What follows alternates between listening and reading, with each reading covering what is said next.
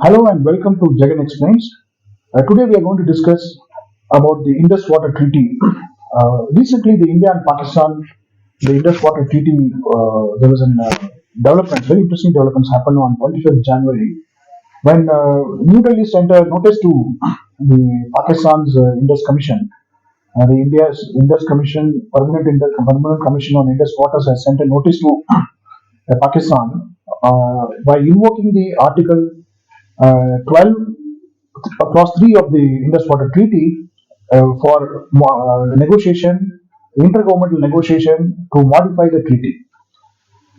So why would India, this treaty, which has been seen as the most the conflict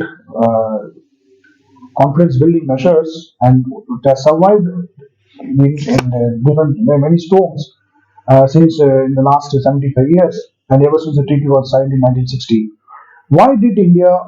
Why would India issue a notice? The It appears that it is that the India was forced to send a notice because of the Pakistan's behavior over the within the ambit of the Indus Water Treaty. If you look at the Ministry of External Affairs, the Government of India's Ministry of External Affairs spokesperson statement, he had categorically said that India has to issue a notice within the ambit of treaty due to Pakistan's intransigence on the treaty's conflict redressal mechanisms. If you go back a little bit back, that last year there were some developments that leads to the situation where India has to send a legal notice, and within 90 days the Pakistan has to respond to the India's notice as per the treaty. The issue is that Pakistan has been objecting that India's two hydroelectric projects on the Indus basin. As you all know that the Indus Water Treaty, which was signed in 1960, the then Prime Minister Jawaharlal Nehru and Ayub Khan, this treaty had withstood different storms, and this is one of the water sharing agreement in the South Asian continent. And as per the treaty, the western rivers like Chenab, Indus, and Jhelum, the Pakistan has the right to have the waters and the right to use the waters, whereas the eastern rivers like Beas, Ravi, and Satluj, and India reserves the right to use the waters as per the treaty.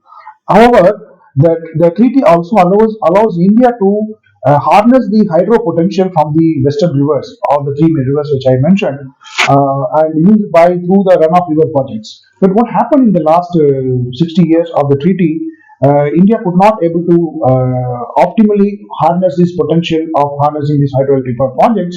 But the recent years, last 5 years, you could see that since 2015, you could see the lot of momentum we have gained that to have more hydroelectric power projects. The Kishan Ganga project, which is referred as from Pakistan side, is a Neelam River, which is existed in which is there near Bandipur, 5 kilometers of Bandipur. Then enters into Pakistan occupied Jammu and Kashmir. It is also a tributary to the Jhelum River, which is also part of the Western River. So India has proposed to build Kishan Ganga project, the hydroelectric project, runoff river project, within the rights reserved in the treaty.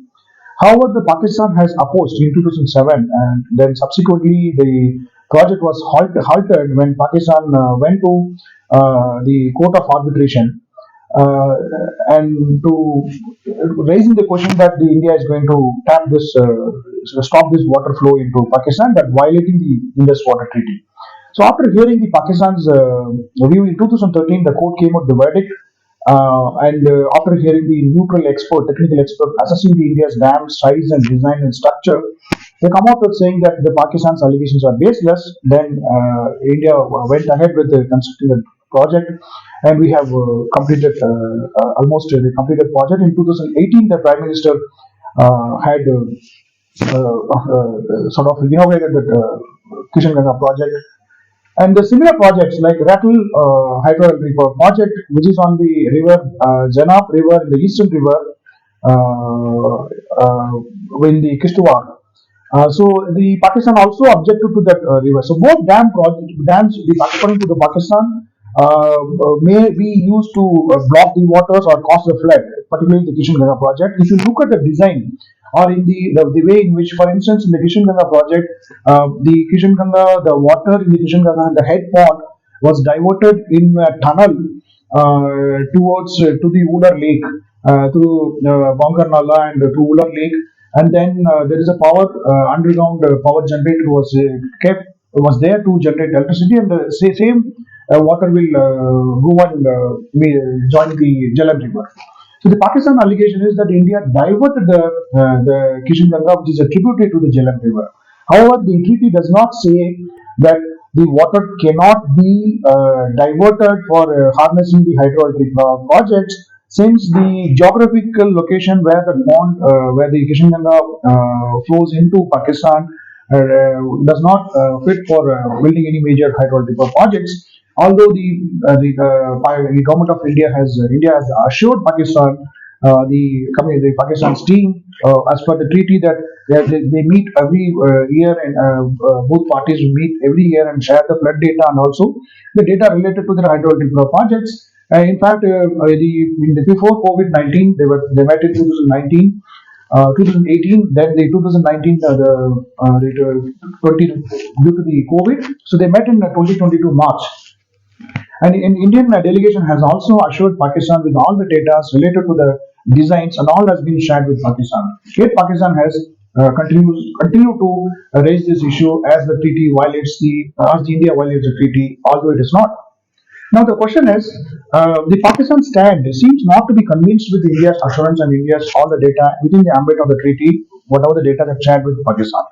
The second issue is that why India has to issue the notice, which is sort of a very rare case. It doesn't mean that India is arbitrarily terminating the treaty. As per the treaty, that a party cannot unilaterally terminate the treaty or come out of the treaty. So it has to be mutually agreed termination.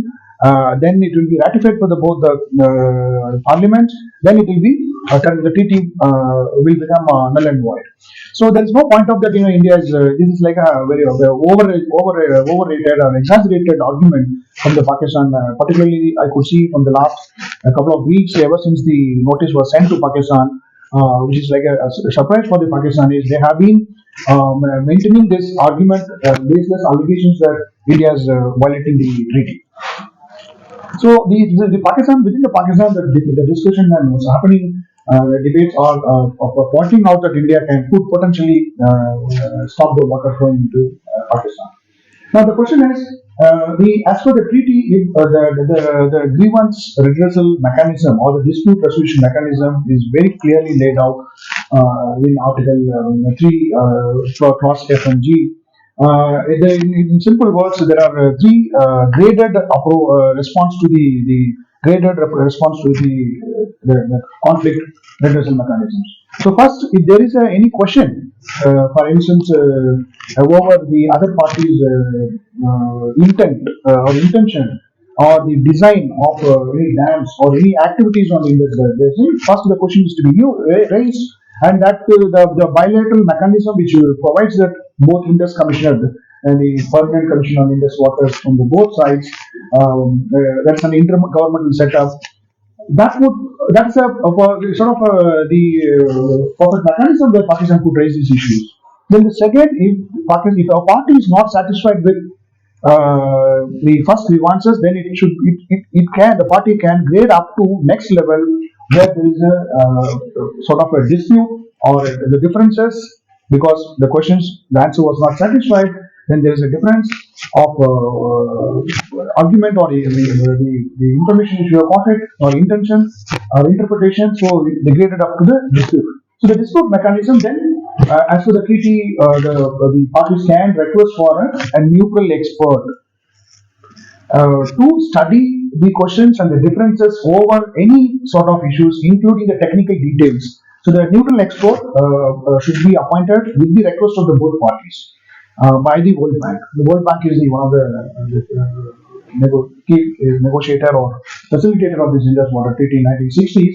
And over the periods, now we could see that World Bank is not the signatory, because this treaty is between two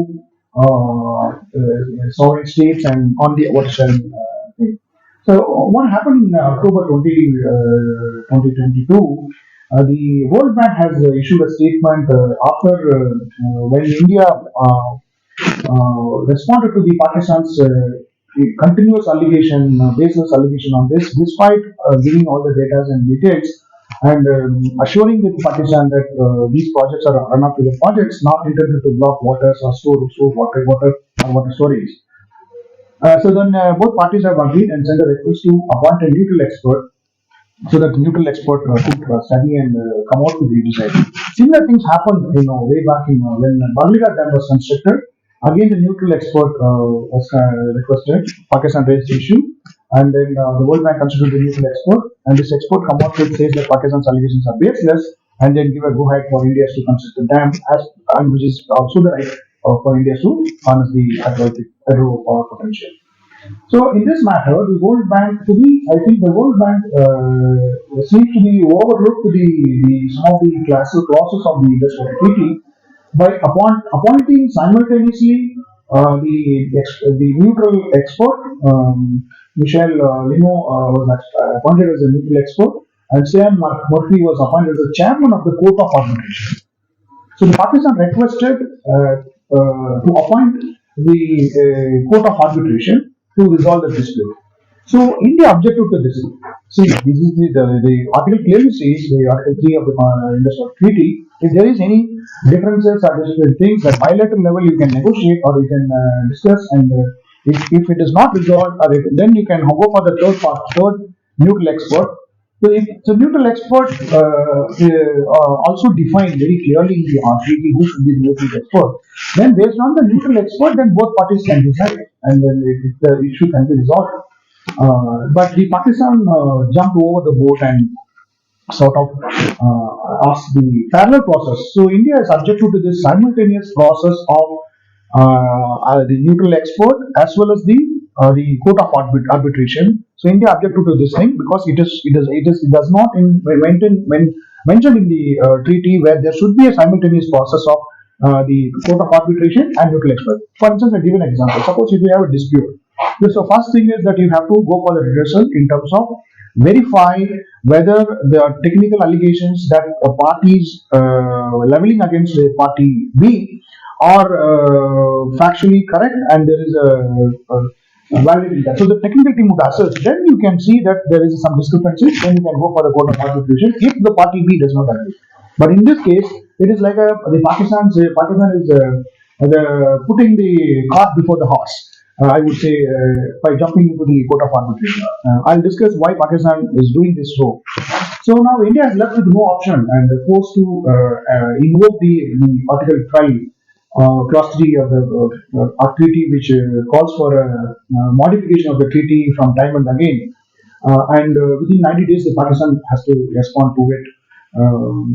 And the World Bank is also sort of seems to be have overboard on this arbitration. Now, as for the Indus water, politically, if you look at from the Indus water thing for the last 60 years, the water usage from the eastern rivers, the 80% of the waters that India has the right to use, but we haven't used it, and it has gone into Pakistan. Even still, it is going into Pakistan. So we could not stop those waters from the eastern rivers where we have exclusive right to use those waters. So now India has started to re-look into this treaty's provisions, and why not we use the rights which we have guaranteed in the treaty, those waters.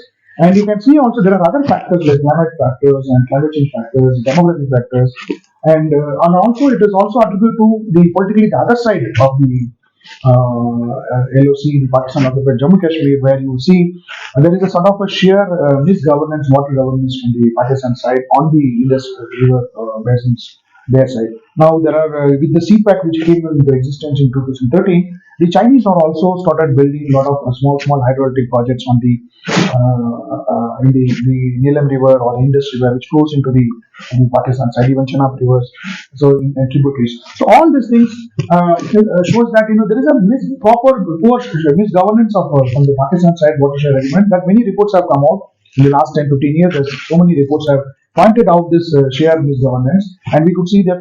In fact, in 2016, the famously Karachi Electricity Board was bought by the Chinese. The shares of the Karachi Board was bought by the Chinese. So if you could see that the entire the power generation and distribution almost seems to be with the Chinese companies, and the Pakistan is have no say into it. The other interesting point which I would like to bring to the notice, bring to the audience is that uh, the why Pakistan is now doing it, why it's not doing it. So now the Pakistan is facing a severe crisis, internal crisis, like economic crisis that we discussed. On the other hand, they are also facing the this separatist or the TTP's sort of declared a government, independent government and parallel government, and series of attacks happening. So, in order to divert this attention, they wanted to shift the focus of the Pakistan's domestic anger on the current government, because the government is going to face the general election maybe in another 3 4 months. So the present government wanted to divert the attention to again to Kashmir and to bring the Kashmir into international attention. If you see the some of the statements coming out from neighboring countries, experts, and even the leaders, it shows that it's as if that India is sort of waging a water war, and all sort of exaggeration which is coming to just to catch attention of the international audience. The two interesting point is that the both parties are India cannot arbitrarily terminate the treaty. The same with the Pakistan, and it is also in violation of the treaty by asking the allowing the parallel grievance resolution mechanisms, the process by the World Bank side. So I find that it's a high time to scrutinize the role of World Bank in the Indus Water Treaty. After we having seen these last 60 years the treaty survived, we need to scrutinize what is the role that the World Bank has been playing. And I am very critical about the World Bank, the way it has notified the neutral expert in October, and also the chairman of the Court of Arbitration, and to start the initial process, the simultaneous process of the conflict resolution mechanism. Now you may ask, what is wrong in that? See, if you start the parallel process, it should be technically as per the treaty. It's a created one. But when you do so, what happens is that suppose one report where contradict with the other process. Suppose if a neutral expert finds, okay, there is this allegations, as the case I mentioned in Valvida Dam, if they say there is these allegations are baseless, and India has shown all the technical designs, and it has been evaluated and examined and the technical summit, then the Court of Arbitration has to give the verdict in the favor of it. So in case if India or doesn't agree or Pakistan doesn't agree, this shows that Pakistan is running away from the existing intergovernmental organizations within the ambit of the treaty. Thank you.